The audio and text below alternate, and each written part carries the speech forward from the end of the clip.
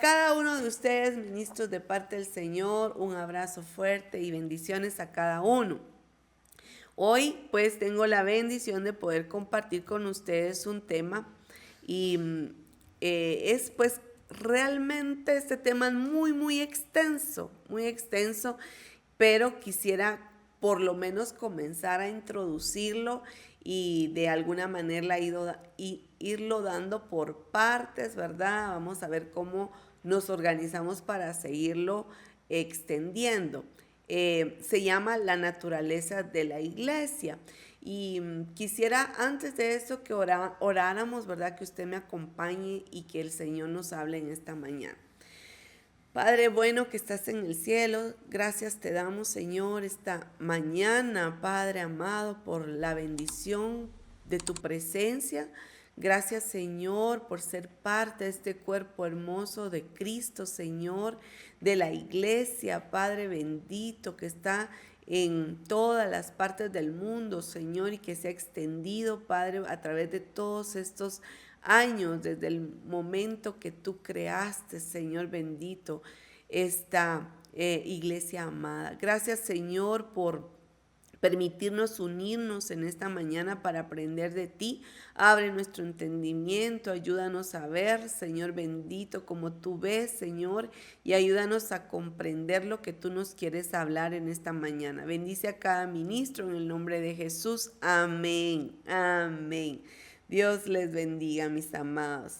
Ahí seguimos viendo que alegre está Brandon Gómez. Dios te bendiga, Brandon. Qué gusto verte por acá.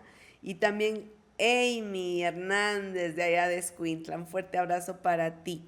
Bien, mientras usted va escuchando, vamos a hacer una presentación ahí. Así es de que mientras tanto puede usted ir a buscar lapicero y papel para poder escribir y así poder acompañarme en esta lectura también. La naturaleza de la iglesia. Hay dos términos que aparecen en el Antiguo Testamento que están relacionados con la iglesia. Esto es el pueblo de Dios. Si usted lee en la palabra y ha escudriñado la palabra, usted ve que en el Antiguo Testamento el Señor se refería, ¿verdad?, siempre al pueblo de Dios. Y ese pueblo de Dios es lo que llamamos en griego eclesia o en hebreo cajal. Esto significa asamblea o pueblo redimido. Una de las características en el Antiguo Testamento del pueblo, ¿verdad?, era que era convocado por Dios. Él lo convocaba, Él lo llamaba y a ese pueblo, ¿verdad?, el Señor le hablaba. No voy a entrar directamente a hablar del Antiguo Testamento, quiero dar una introducción rápida acerca de esto, pero en Levítico 26, 11, 12 dice: y pondré mi morada en medio de vosotros, y mi alma no os abominará. Y andaré entre vosotros, y yo seré vuestro Dios, y vosotros seréis mi pueblo. Qué lindo, porque el corazón de Dios siempre fue tener un pueblo para Él. Él escogió un pueblo. Y ese pueblo estaba determinado en su corazón desde el inicio. O sea, no podemos pensar nada más que el pueblo de Dios existió nada más cuando estamos nosotros acá o a través del pueblo solamente de Israel. Estaba en el corazón del Señor y Él quería extender ese pueblo para todas las naciones. En este versículo de Levítico nos dice: y yo seré vuestro Dios y vosotros seréis mi pueblo. Ese es el deseo del Señor, ¿verdad? Tener ese tesoro especial. El pueblo de Dios está en el corazón del Señor.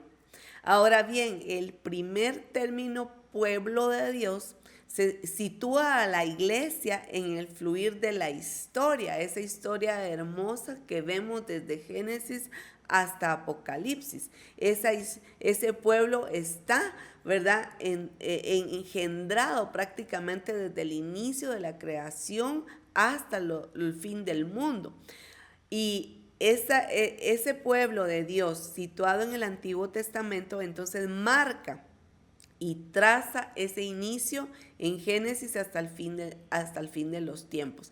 La iglesia que nace después en Pentecostés, que es la que realmente nosotros muchas veces solo es la que reconocemos, ¿verdad? Es parte del gran pueblo de Dios. Es parte de ese pueblo que el Señor tenía ya establecido en su corazón. Ese pueblo ha existido desde el principio de las edades. Esa iglesia existía desde el principio de las edades. Entonces, en Hechos capítulo 2, usted en la presentación va a poder ver usted varios versículos. No los voy a poder leer todos y buscarlos por el tiempo, pero usted puede ir a Hechos capítulo 2 y ahí usted va a ver el inicio, ¿verdad?, de otra etapa de la iglesia de Cristo y que nace en Pentecostés. Se recordará, ¿verdad?, que ahí fue donde el Señor bautizó con Espíritu Santo y fuego, y ahí la iglesia fue entonces como fue la partida nueva para esa nueva etapa de la iglesia de Cristo. Entonces, la iglesia neotestamentaria, la iglesia que nace el día de Pentecostés según Hechos 1 y 2 y que nos relata el libro de los Hechos, esa iglesia fueron los primeros 30 años de su existencia, abre esa etapa, con sus primeros 30 años abre esa etapa de la iglesia a la cual ahora nosotros también somos parte, estamos viviendo, porque inició esa etapa a través de esa reunión en el Pentecostés. Qué hermoso realmente es poder ver todo el libro de Hechos. El libro de Hechos nos narra desde cuándo empezó y cómo fue desarrollándose esa iglesia, que es la iglesia que llamamos también la iglesia primitiva, ¿verdad? Esta iglesia empezó, ¿verdad? Desde ese momento se extendió en Jerusalén y ahora, ¿verdad?, nosotros somos parte de esa iglesia. Quisiera que fuéramos a Primera de Pedro, si usted puede buscar y está ahí con su Biblia. Vamos a buscar Primera de Pedro, capítulo 2, y vamos a leer desde el versículo 4. Y podemos ver, les decía, que nosotros como parte de ese pueblo de Dios, o el cajal, o la iglesia, que ahora se llama iglesia, ¿verdad? Que fue como, pues tomando ciertas características, ¿verdad? Pero que tiene el mismo sentido. Era una asamblea, era una convocatoria, era una reunión de los hijos de Dios. Entonces, en Primera de Pedro, capítulo 2, vamos a leer acá. Dice así: acercándoos a él, piedra viva, desechada ciertamente por los hombres, mas para Dios escogida y preciosa. Vosotros también, como piedras vivas, sed edificados como casa espiritual y sacerdocio santo, para ofrecer sacrificios espirituales aceptables a Dios por medio de Jesucristo. Nosotros entonces, dice aquí, por lo cual también contiene la escritura: he aquí pongo en Sión la principal piedra del ángulo, escogida, preciosa, y el que creyere en él no será avergonzado. Para vosotros, pues, los que creéis, él es precioso, pero para los que no creen, la piedra que los edificadores desecharon ha venido a ser la cabeza del ángulo. Ahora nosotros, como ese edificio de piedras vivas, que es la iglesia de Cristo Jesús, que está fundamentada en el Hijo de Dios, Jesucristo, estamos creciendo y ha aumentado desde el momento que la iglesia comenzó en Hechos. La iglesia se ha ido expandiendo, ¿verdad?, por todos los lugares. Somos el reino de Dios aquí en la tierra a través de la iglesia de Cristo, a través de esos santos redimidos, ¿verdad?, que hemos decidido recibir a Jesús en nuestro corazón y caminar con sus principios. Entonces estamos viendo la iglesia neotestamentaria. Ahora es importante saber que la fe en Dios es personal, pero no es privada.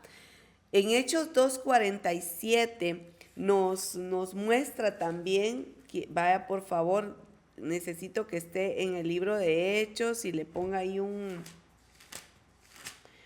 ¿qué? Un listoncito. 2:47 dice: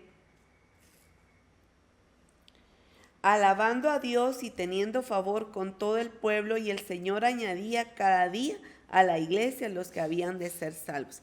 El Señor sigue añadiendo los que deben de ser salvos a la iglesia. Él sigue obrando, Él es el que está trabajando en los corazones, y Él es el que está preparando esa cosecha para que tú y yo la podamos ir y traerla, ¿verdad?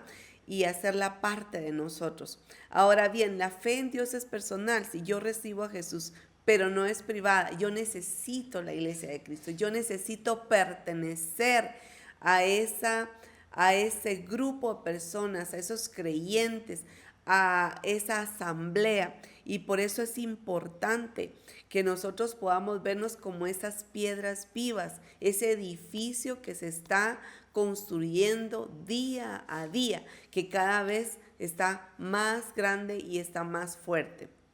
Entonces, la iglesia es un cuerpo, un pueblo, una comunidad, y la comunidad depende de la calidad de las relaciones personales entre los miembros de ella. La iglesia debe de estar en comunidad. La iglesia no camina sola. Los creyentes no podemos caminar solos. Los creyentes necesitamos estar en comunidad, estar como cuerpo de Cristo. Necesitamos entender esta parte, porque el enemigo ha traído mucho engaño y mucha mentira, aislando a muchos y pensando que pueden caminar solos. Y estoy hablando de creyentes y también de ministros. Permítanme. ¿Me traes agüita, por favor? Perdón, que necesito agua para mi garganta. Entonces, importante es entender esta parte, porque entonces tú y yo vamos a buscar siempre esa coinonía. Mis amados, parte del corazón del Padre para sus hijos es que camináramos en unidad. Salmo 133 nos habla claramente, ¿verdad?, que la bendición del Señor habita en esa coinonía de los hermanos. Y parte de la iglesia de Cristo, la iglesia del Señor, sana, y un corazón sano de un creyente es buscar mantener, ¿verdad?, esas relaciones y también una buena calidad de relaciones.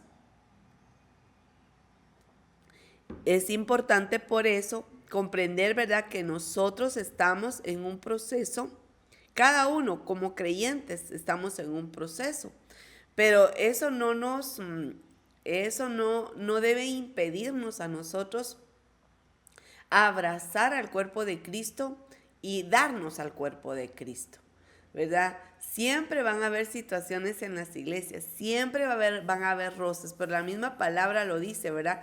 Que el hierro con el hierro se afila y el hombre con el hombre. O sea, nosotros necesitamos de cada uno para poder ser afinados, afilados, ¿verdad?, y preparados para estar con el Señor. La iglesia de Jesús, la iglesia de Cristo vive en comunidad, en comunidad. Ahora vamos a ver otra parte acerca de la iglesia de Hechos. La iglesia de Hechos. Quisiera leer esta parte. El secreto del poder de la iglesia primitiva no estaba en su perfección, era lo que les hablaba, sino en la dinámica de la transformación de un grupo de personas imperfectas, ¿verdad?, hacia la imagen de Cristo. Nosotros estamos en ese proceso de ser transformados como imagen. Ahorita, como iglesia, podemos tener muchas deficiencias, muchos defectos, porque lógicamente, ¿verdad?, estamos en un proceso de transformación. Y necesitamos ser, amada iglesia, pacientes, benevolentes, bondadosos. ¿Por qué? Porque todos nosotros entramos, ¿verdad?, a ese proceso. Todos somos imperfectos. Solo Cristo es perfecto.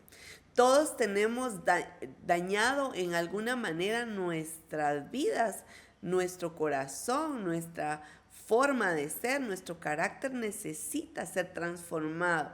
Y ahí es donde entra realmente el que tú y yo nos necesitamos. Bien, como dice Pastora Yocasta siempre en sus prédicas, y me encanta traerlo a la luz, es: yo te necesito y tú me necesitas. O sea, como cuerpo de Cristo no podemos caminar solos, ¿verdad? Hace poco me corté mi dedo, que todavía estoy, casi que me lo rebano. Bueno, me lo rebané, solo que no cayó el pedazo.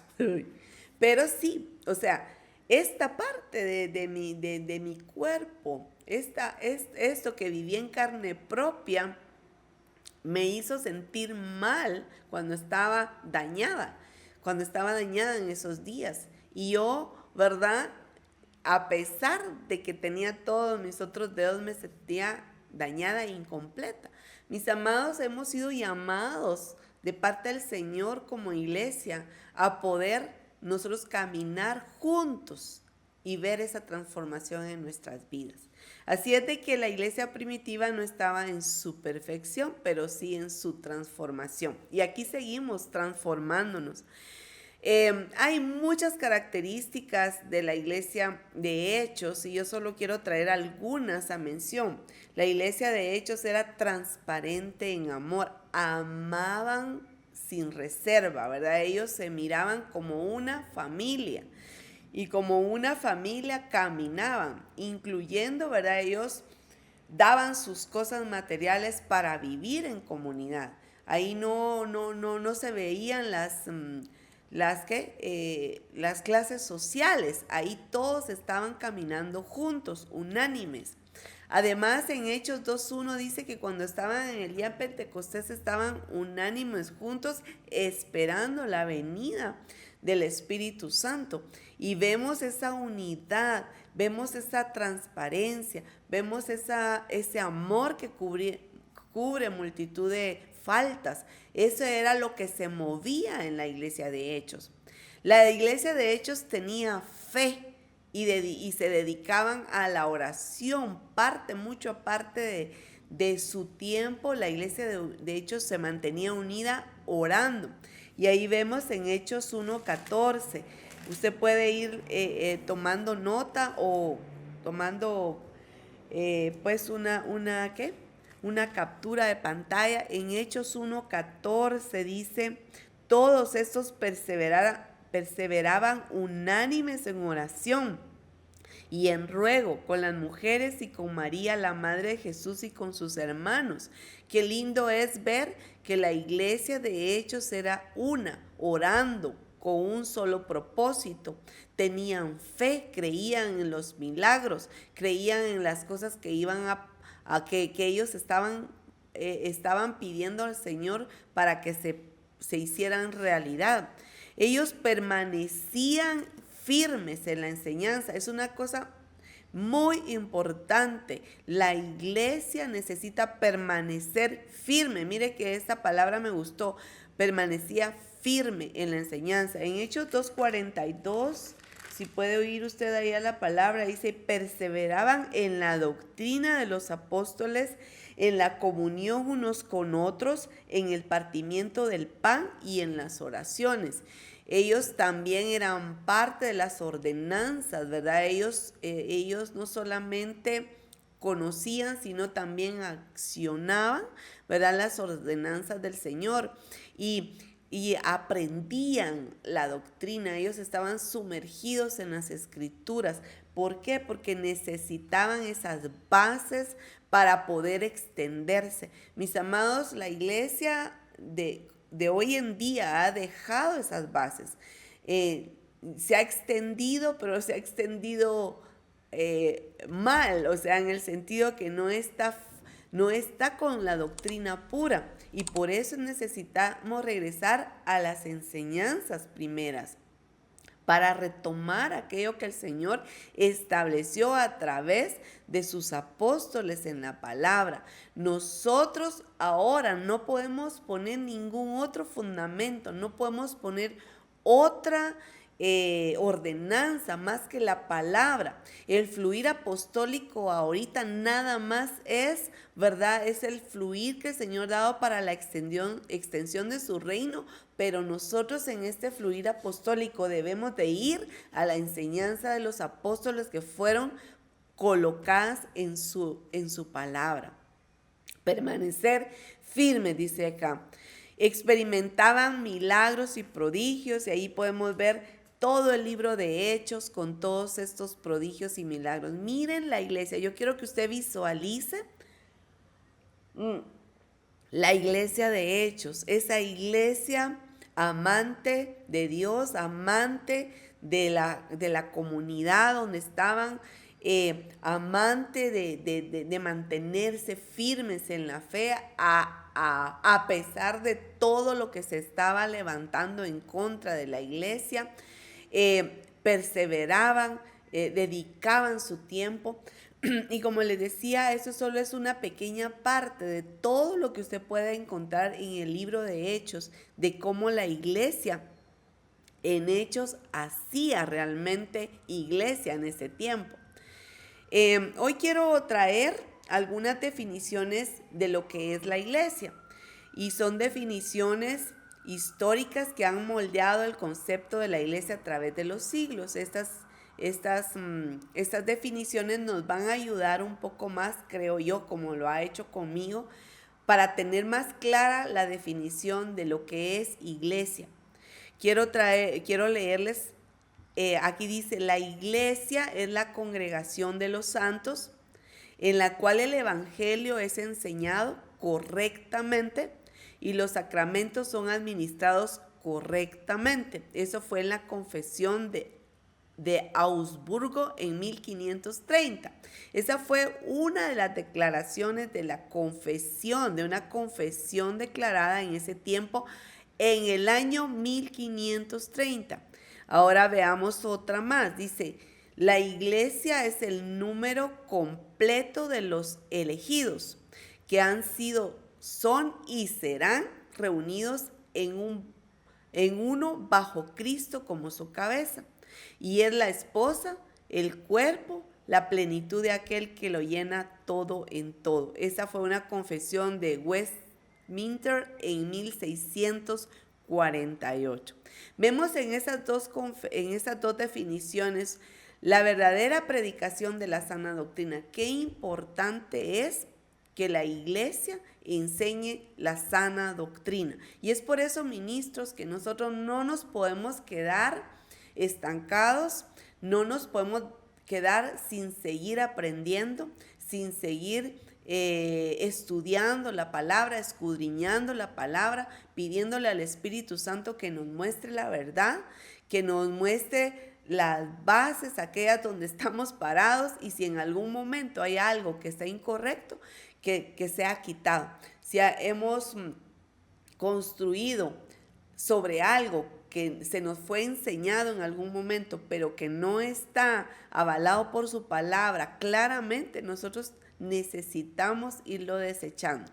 Y eso no quiere decir que tú y yo estemos en un total error, no, porque recuérdese, ¿verdad?, que el Espíritu Santo nos va a llevar a la verdad, pero que también se ha levantado, ¿verdad?, mucha enseñanza humana que recibimos en algún momento, y es necesario ir a la palabra. La palabra es lámpara, es lumbrera en nuestro camino, es la palabra la que nos va a enseñar y nos va a alumbrar nuestro entendimiento. Así es de que importante es la verdadera predicación de la sana doctrina. Tenemos que tú y yo estar seguros de lo que estamos predicando, seguros de lo que estamos escuchando también, ¿verdad? Estamos escuchando porque de lo que nosotros escuchamos se alimenta nuestro espíritu también. Y es importante que nosotros evaluemos, que nosotros vayamos a la palabra y meditemos si lo que estamos escuchando sí es sana doctrina. Necesitamos juzgar esa palabra. Y más como ministros tenemos una gran responsabilidad porque hay un pueblo, hay jóvenes, hay niños, hay una iglesia, hay una comunidad, hay familias, hay matrimonios que están dependiendo muchas veces de lo que tú y yo estamos enseñando. Y necesitamos llevarlos a la palabra, necesitamos enseñarles conforme a la palabra y que ellos dependan de la palabra, ¿verdad? Que también nos argumenten, porque es necesario que tú y yo tengamos también esa humildad para seguir aprendiendo. Si en algún momento nos hemos equivocado.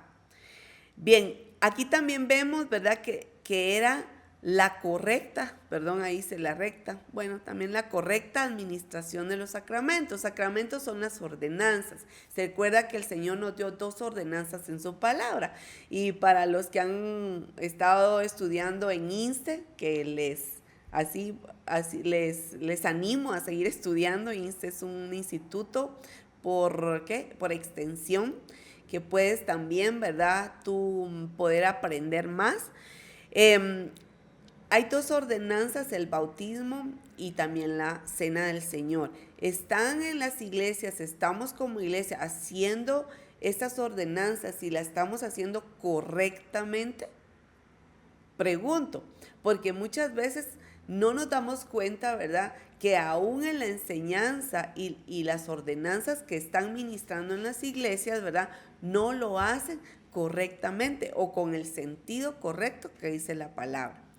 También el fiel ejercicio de las disciplinas eclesiásticas.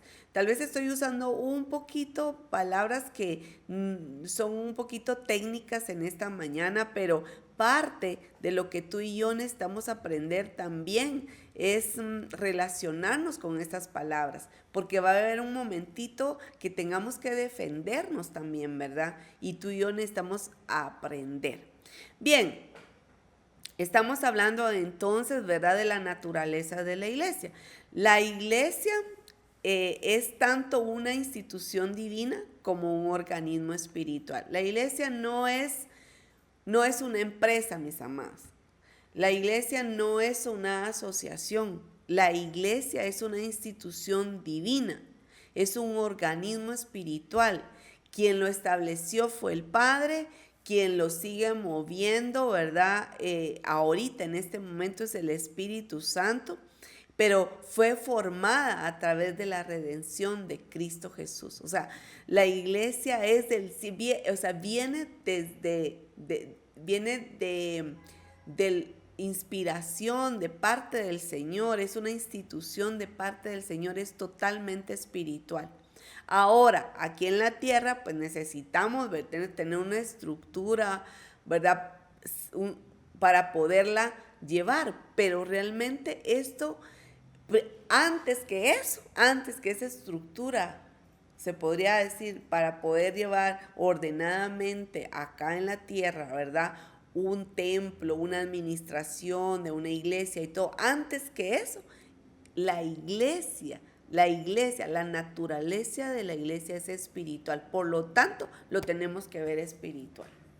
Lo tenemos que ver espiritual. Yo no puedo concebir a una iglesia nada más a través de mis ojos naturales. O sea, la iglesia se mueve por el espíritu. La iglesia crece a través de la obra redentora de Cristo. La iglesia se mueve a través del Espíritu. Él es el que hace los movimientos, Él es el que nos muestra qué debemos de hacer. Nosotros no podemos, mis amados, nosotros solo simplemente somos herramientas que Dios utiliza y que tenemos que tener nuestros oídos atentos a lo que el Espíritu quiere hacer con su iglesia, porque es su iglesia. No es nuestra iglesia, no es nuestra congregación, no es nuestros ministerios.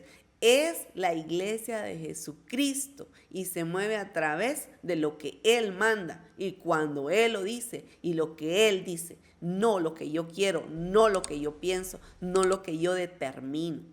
Y es por eso, amados ministros, tú y yo necesitamos ardientemente buscar al Señor, buscar su palabra, buscar su instrucción, buscar su dirección, obedecerle a Él. Somos siervos de Él. ¿Para qué? Para que su nombre sea conocido y que este reino se extienda. Así es de que la definición, la iglesia es la comunidad de los redimidos en Cristo, unidos por la fe, bajo su señorío, para adorarlo y servirle en el mundo. Su origen está en el decreto eterno de Dios, su formación en la redención de Cristo y su vida en la obra del Espíritu Santo. Eso fue escrito por Abraham Kuyper, no recuerdo cómo se pronunciará, pero fue algo que me gustó mucho de cómo él define también la iglesia. La iglesia es la comunidad de los redimidos en Cristo. Qué lindo, porque mira, esa comunidad está en China, esa comunidad está en Estados Unidos, esa comunidad está en todos lados del mundo. Y tú y yo somos parte de esa familia hermosa de Cristo. Institución divina, esa es una institución divina. Muy bien, es un organismo espiritual y una comunidad de redimidos. Vamos a pasar a la otra, por favor. La iglesia es la comunidad local. Me gusta mucho esta definición de Howard Snyder. Él habló y me gusta mucho porque yo la entendí tan bien y me enamora esta forma de ver la iglesia. Miren, yo amo la iglesia de Cristo, amo al Señor y amo su cuerpo realmente, y me duele muchas veces cuando escucho a la gente hablar mal de la iglesia, mal, y yo entiendo que mucho ha sido nuestro error como líderes, como pastores. Y ha sido mucho nuestro error como iglesia de no dar un testimonio a las personas.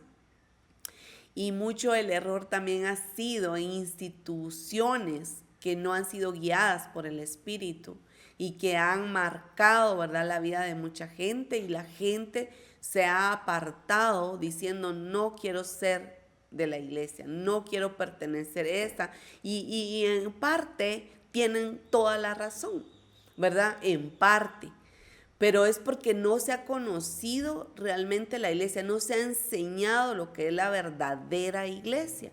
Entonces hemos arrastrado muchas cosas, ¿verdad? Por simplemente seguir un ejemplo. Pero si vamos a la palabra, mis amados, por eso debemos de estar en la palabra. La palabra necesitamos ir, porque ahí nos va a mostrar, o sea, va a mostrar cómo la iglesia se desarrolló, incluso las deficiencias que la iglesia tuvo en los principios de su nacimiento. Ahora bien, dice Howard Snyder, pone dos elementos claves que son la iglesia como pueblo, ¿verdad? Somos un pueblo, somos criaturas, nuevas criaturas, ¿verdad?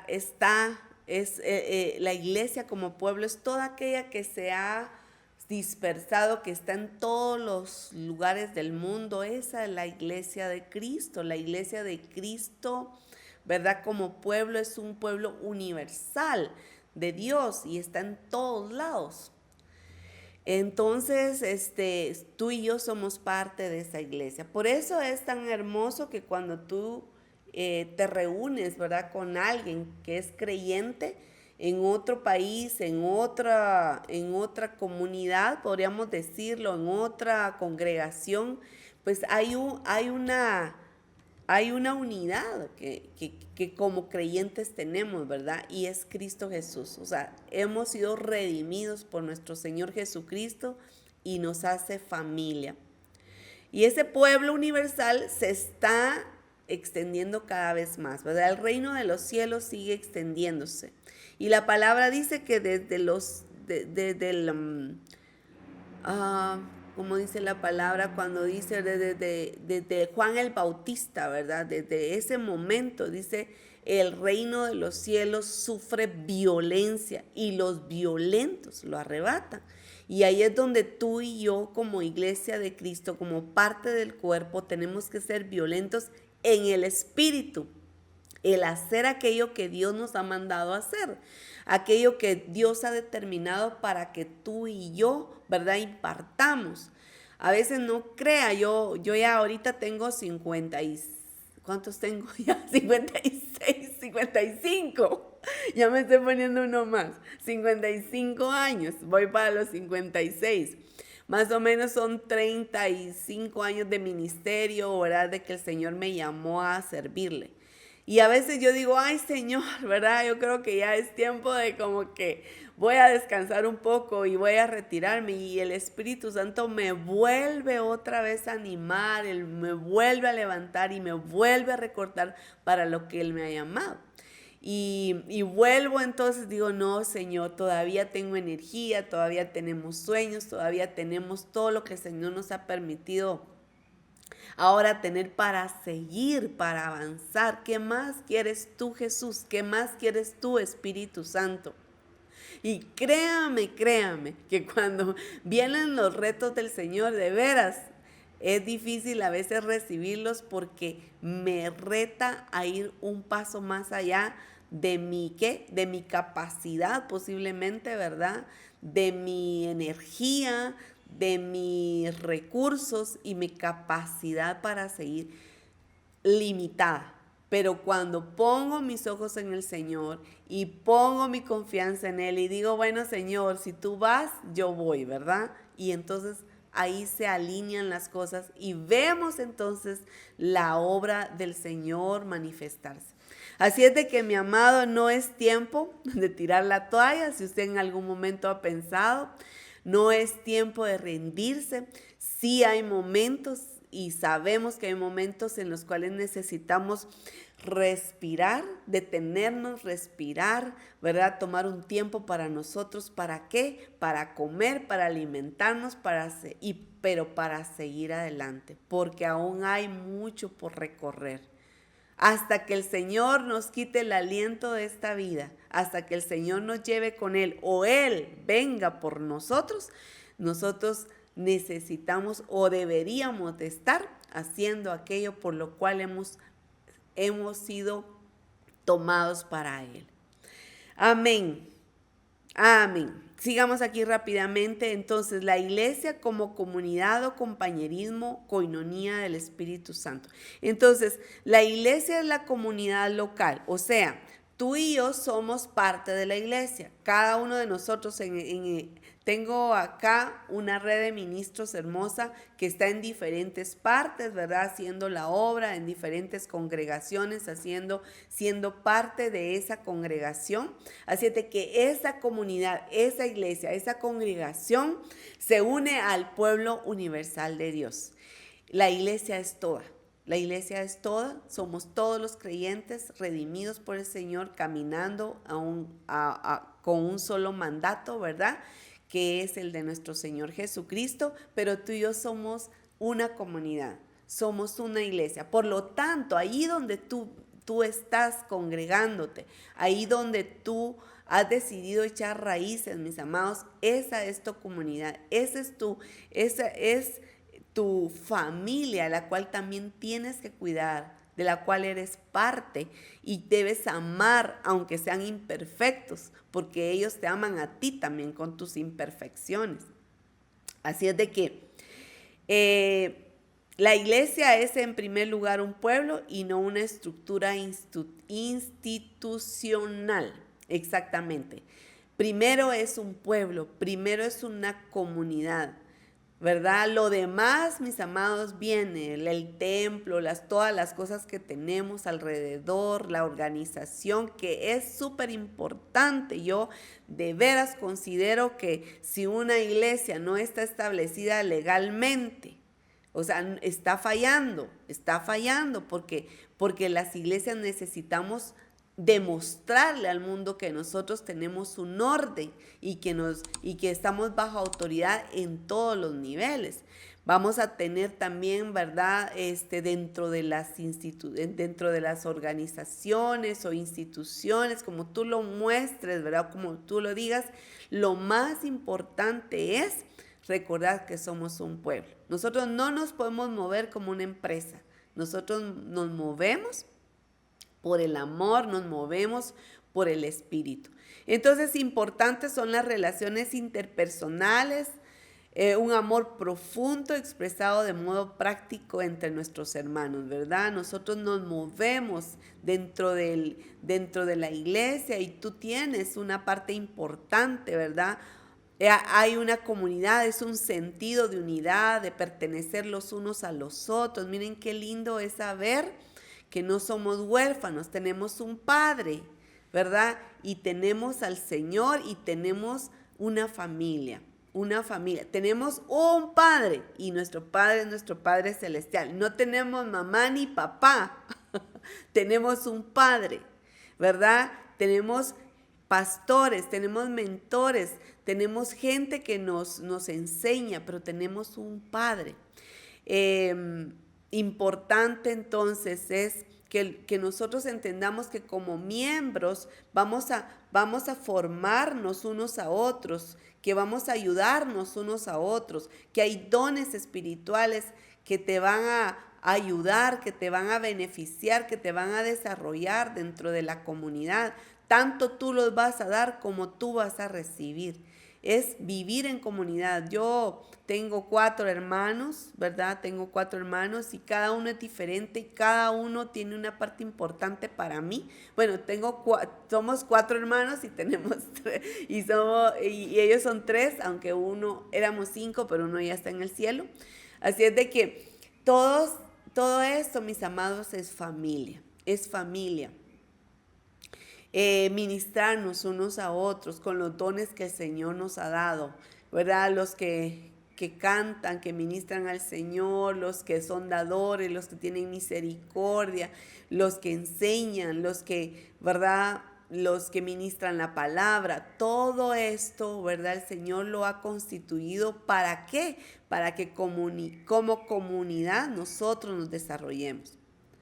El reconocernos unos a otros es bien importante, ¿verdad? Y eso nos va a mantener fuera de la envidia, fuera de la división, el reconocer a aquellos que el Señor utiliza en sus diferentes dones, en sus diferentes habilidades. Bien, vamos a seguir y ya voy a ir terminando, pero quiero ver 3 ejes esenciales de la iglesia. La iglesia debe de ser cristocéntrica. Cristo es la cabeza, fuente y vida del cuerpo. Vamos a ir a Colosenses, Romanos, Gálatas, Efesios, Filipenses y Colosenses. Colosenses 1:18 dice así, dice así: y Él es la cabeza del cuerpo, que es la iglesia, el que es el principio, el primogénito de entre los muertos, para que en todo tenga la preeminencia, por cuanto agradó al Padre que en él habitase toda plenitud. Dice, y por medio de él reconciliar consigo todas las cosas, así las que están en la tierra como las que están en los cielos, haciendo la paz mediante la sangre de su cruz. Ahí podemos ver, ¿verdad?, que Cristo Jesús es la cabeza y el Señor lo instituyó, el Padre lo colocó, Él es el primogénito, ¿verdad? Él dice que Él tiene toda la preeminencia y eso agradó al Señor, al Padre, que Él habitase en toda plenitud. Y eso es lo que la iglesia de Cristo Jesús profesa. Nosotros, ¿verdad?, tenemos a Cristo como cabeza. Cristo es la cabeza. La iglesia es una creación del Espíritu, no de estructuras humanas. Y usted puede ver ahí 1 Corintios 3:16 y Efesios 2:22. Ese es importante que nosotros, ¿verdad?, lo vayamos a leer también. Aquí tengo Efesios, así que le voy a leer Efesios 2:22. Efesios 2:22 dice: en quien vosotros también sois juntamente edificados para morada de Dios en el Espíritu. Entonces, quien nos edifica, quien nos sigue fortaleciendo es el Espíritu de Dios. Y Él sigue operando, Él sigue obrando. Escatológicamente, la iglesia visible es la semilla, o sea, la iglesia visible, la que vemos en las congregaciones, sus hermanos en Cristo, ¿verdad? Usted es esa iglesia visible, es la semilla del cuerpo glorioso final. O sea, en un día toda esta iglesia va a ser reunida, ¿verdad? De todos los confines de la tierra. Y esa iglesia visible ahorita que está ahí en tu congregación, en tu familia, ¿verdad? Porque tu familia también es parte de la iglesia, ¿verdad? Si son creyentes. Mira, esa es la iglesia visible, es tu familia, es una semilla, es la semilla del cuerpo. La iglesia no tiene su principio en la tierra, sino en el cielo. Su raíz está en la elección eterna, su flor en la gloria venidera. Qué hermoso, ¿verdad? Porque vamos a vivir con el Señor Jesucristo por la eternidad. Su iglesia va a ser llevada y Él, ¿verdad?, va a ser su Señor y se va a establecer esa iglesia gloriosa. Muy bien, la primera tarea de la iglesia es ser, más que el hacer, es ser verdaderamente la comunidad redimida. Esa es la tarea de nosotros como iglesia, ser la primera tarea. Lógicamente hay mucho que el Señor nos manda a hacer, pero principalmente es ser el que nosotros seamos esa iglesia de creyentes redimidos, que vivamos esa vida que Cristo, ¿verdad?, nos ha dado y que vivamos la palabra. Señales imprescindibles de la iglesia verdadera según los reformadores: la predicación verdadera de la palabra, Marcos 16:15, Mateo 28, era la gran comisión, segunda de Timoteo 3:16 y 17, la instrucción de la palabra, que es importante, la predicación verdadera de la palabra, la administración pura de los sacramentos u ordenanzas que les decía yo, ¿verdad? El bautismo, la Santa Cena, todas esas ordenanzas que el Señor nos dejó son principales. Mira que hay iglesias que le han dicho así o sea, le han dicho al pueblo: mire, ya no vamos a seguir esas ordenanzas, ¿verdad? Porque el Señor ya nos estableció otra cosa. Hay iglesias iglesias cristianas, ¿verdad?, que crecieron en el evangelio, se volvieron mesiánicas, iglesias, ¿verdad?, que fueron quitando las ordenanzas del Señor y que llegaron, ¿verdad?, realmente ya a apartarse totalmente y se volvieron sectas. Entonces, es importante ver estas cosas, mis amados, y sobre todo también el ejercicio de la disciplina eclesiástica, vivir una vida apegada a la palabra de Dios. Por último, somos peregrinos y extranjeros. Primera de Pedro, y con esto voy a finalizar. Y después quisiera leer sus comentarios rápidamente, y si tiene algo que usted quiera complementar, pues ahí lo leemos. Dice acá, Primera de Pedro 2:11, dice: amados, yo os ruego como a extranjeros y peregrinos. Y habla ahí de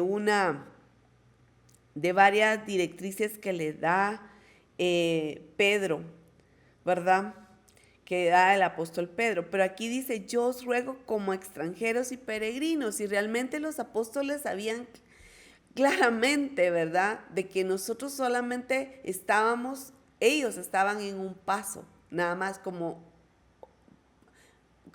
se podría decir? Estábamos de paso, es la palabra. Estábamos de paso en esta vida, mis amados, en esta tierra estamos de paso. Ellos lo sabían, ellos enseñaban a la iglesia, miren, ustedes son extranjeros, son peregrinos, si nosotros no vamos a estar acá. Ellos en ese momento pensaban que tal vez el Señor iba a venir ya y ya pues el Señor se lo llevaba con él, pero eso todavía sigue hasta el día de hoy. Y nosotros tomamos esa palabra y seguimos siendo esos peregrinos y esos extranjeros. Pero mira que dice Hebreos 11:13. Vamos al libro de Hebreos 11:13. Rápidamente dice acá,